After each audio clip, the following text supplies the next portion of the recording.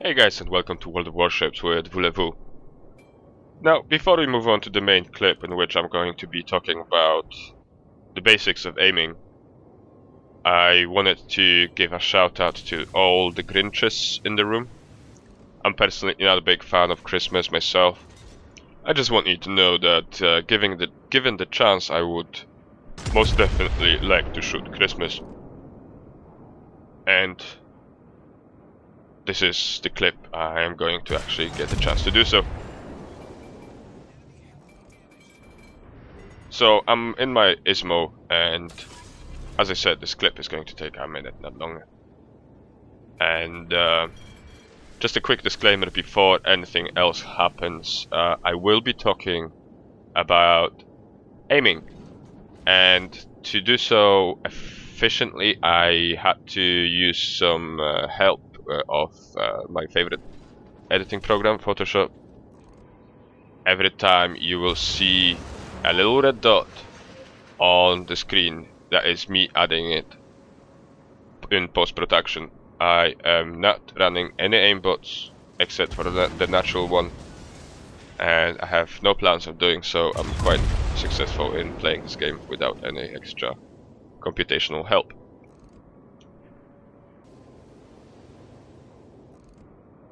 So, as I mentioned before, I'm not a big fan of Christmas, and lo and behold, what do we have right in front of us?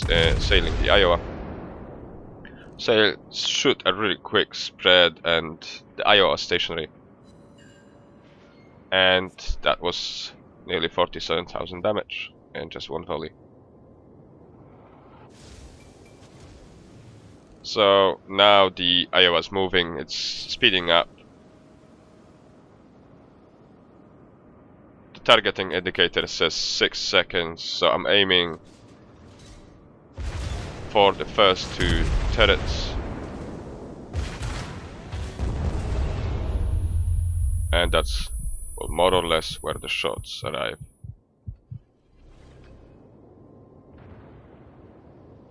So that's all from this clip. That's how you do 50,000, more than 50,000 damage in just 30 seconds.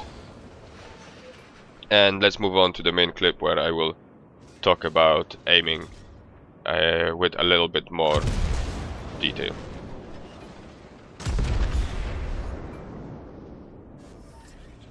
Right guys, so let's move on to the main clip now. I decided to show you the basics of aiming and calculating your lead in a tier 3 Japanese cruiser, the Tenryu. It's one of my favorite low tier ships. You can basically play it like sort of a hybrid between an American and a Japanese destroyer, I suppose. But that's just me. Right, so let's just continue with this battle, and the moment I will get a chance to actually shoot my first shot, I'll pause this and let's see where this takes us. Okay, so my first target is the South Carolina, and looking at the map, it's moving towards me, and looking at the smoke coming out of its funnels, it seems that the South Carolina is going at full speed. The smoke is kind of slanted. So that's the first two bits of information. The second one, a really important one, is that you should be running the alternative information checkbox checked in the settings, the control settings. I'm gonna pop up a quick screen right now just to show you where it is in the settings. It gives you a little bit more information, and it's very useful especially when engaging in long range fire. It will also give you an idea of the health of your enemies. So it's much more useful than using the Alt key every time you wanna find out the health pool or distance to an enemy. So this out of the way, let's get back to aiming. So as I said, South Carolina going at full speed, going sort of almost parallel to me, just in the opposite direction. and the aiming indicator tells me that it will take 6 seconds and 68 hundredths of a second to reach the target. So basically, if I shot this shot just now, as it is, it would land most likely somewhere here. Yeah, so let's just observe how the shells will travel once I shoot it. So let's play the video.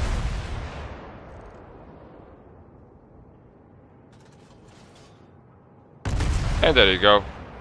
So you see that we should have, if we wanted to aim and hit the front turret, we should have moved that indicator slightly to the right.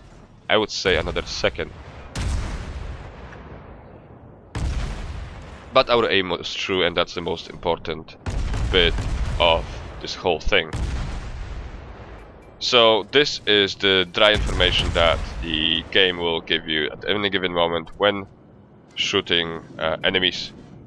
It will give you the number of seconds it will take the shell to travel, and that little measuring thing that you've got to the left and right of your scope, it will basically tell you how much lead you should give in ideal conditions. And so yeah, so that was a battleship going at full speed. You basically give the lead that the game tells you, more or less. With battleships, slow-moving battleships, you can't do that. If it's a Japanese battleship, they're usually a little bit faster, especially on lower tiers. Then I would add a little bit more lead to that. So just a touch, and this is something that I can't give you a formula for. This is going down to experience.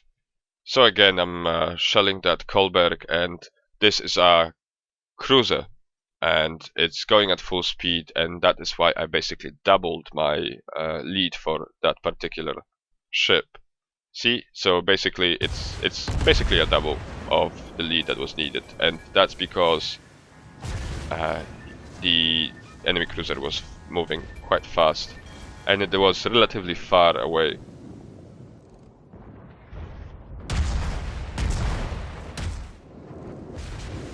And again, now shooting the South Carolina, it must be moving at completely full speed. It must have reached full speed because I was giving about a lead and a half, and I was still spot on target, so yeah.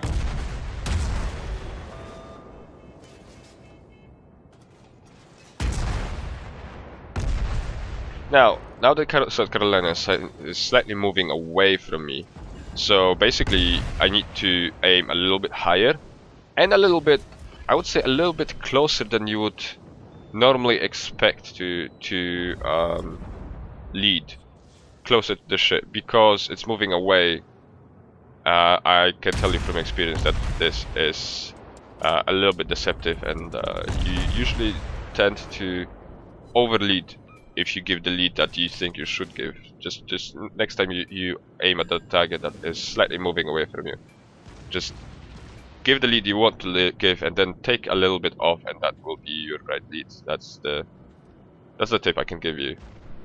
I don't want to give you numbers. I don't want to give you fixed formulas, because many of these things will basically be down to your own experience and judgment. You will not need to count and look at those second counters next time you'll be aiming if you get enough practice with this. So this is just an indication, and it will come in useful only in the moments where you're basically unsure. But I can guarantee you now that if you keep on using this technique of making sure that your lead is more or less on the spot, that you will be using this less and less, and basically it will become your second nature.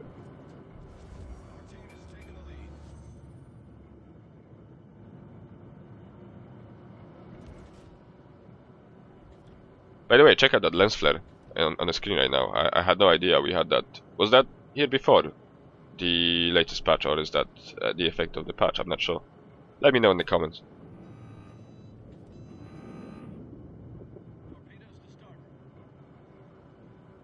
So it's a low tier battle, so you know, you need to expect the unexpected, and you need to expect the torpedoes to be actually attacking you more often from the friendly side than the enemy side.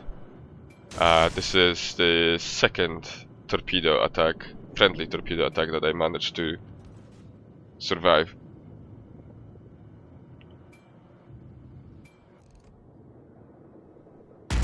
So again, 3.5 seconds, but the Kawachi is moving away.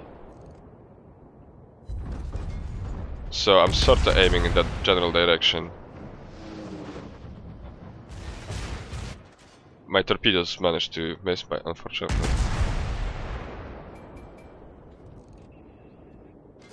And now let's move on to attacking a destroyer. Now destroyers are really quick and nimble, so you need to give them a lot of lead. So the indicator tells me a second and a half, nearly 2 seconds. But should the destroyer be going sideways parallel to me, I would be giving a lot of lead there. Because basically they are the fastest machines around.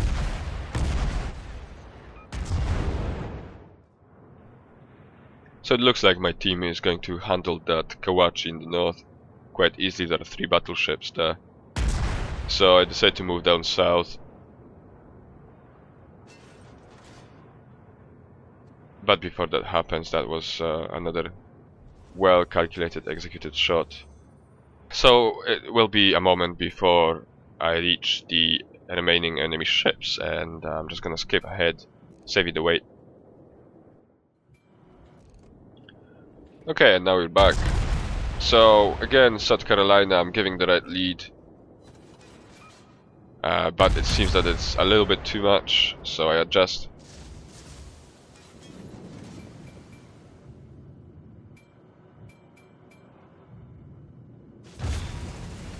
I'm using this island for cover. I seem to be the focus of all 3 enemy ships that are in the area. And seeing those 2 ships, I decide to split my torpedo payload, using X to switch targets. I stop and hit reverse. I load HE, but switch to AP straight after this one. I failed to get it in citadels though. So the island hides me again, and I'm quite content basically waiting for my torpedoes to reach the target. And that's the Kolberg dead. And the South Carolina eating 2 of my torpedoes as well. So again, I'm adjusting my lead. 3.1 is a bit much. I think I'm going to overshoot. Yes. So I need to adjust again. So that should aim at the front turrets. And there we go, that is the area of front turrets. Now the main part of the ship, the center part of the ship. Front turrets again, the ship's moving away, so I need to adjust the lead accordingly. I need to aim a bit higher. That might not be enough lead. Actually too much lead, yes, sorry. And that's the enemy battleship dead. And let's move on to the battle final result screen. This was not an amazing, earth-shattering game for me, but that was not the goal of this video. I just wanted to use this video to show you how to be more successful in aiming. So, as I said, nothing really to brag about. 97,000 profit, 1,300 experience, 3 torpedoes. And I managed to set the ships on fire 4 times. That gave me the second place in the team with 898 base experience. And damage wise, this was an okay game, nothing spectacular again. Let me just count all of this up together for you. Right, so the total came up to 45,342 damage dealt, which is okay, but like I said, that's not exactly why I decided to show you this replay. So just for a quick recap, I wanted to show you how to use the shell travel time as an indication of just how much lead you should use as your base lead when engaging enemy ships, and then basically your gut feeling experience based adjustment to that lead. So it's not an aimbot, it's definitely not a golden solution for everything, but it will give you an indication of just how much off you might be when aiming. So use that base lead indicator to position your aiming reticle in the right place, and then basically either add or subtract an appropriate amount of lead depending on the direction of your enemy, the speed which you can gauge by just how much smoke and at what angle is coming out from the funnels. You can also look at the outside map features like islands that the enemy is passing by, just to gauge his speed and direction, and then fire away. So I hope that this has been an informative video for you. I hope that you managed to learn something that you haven't, and if this was all obvious to you, then I hope that my other videos are a bit more informative for you. And if you did like the video, please rate it down below. It definitely helps the channel out. It keeps me motivated to come up with some more content. And if you did like that video, you definitely think about hitting the subscribe button, because I will be posting many more of these in the coming future. So for now, I just wanted to say thank you for watching, and I'll catch you on the open seas.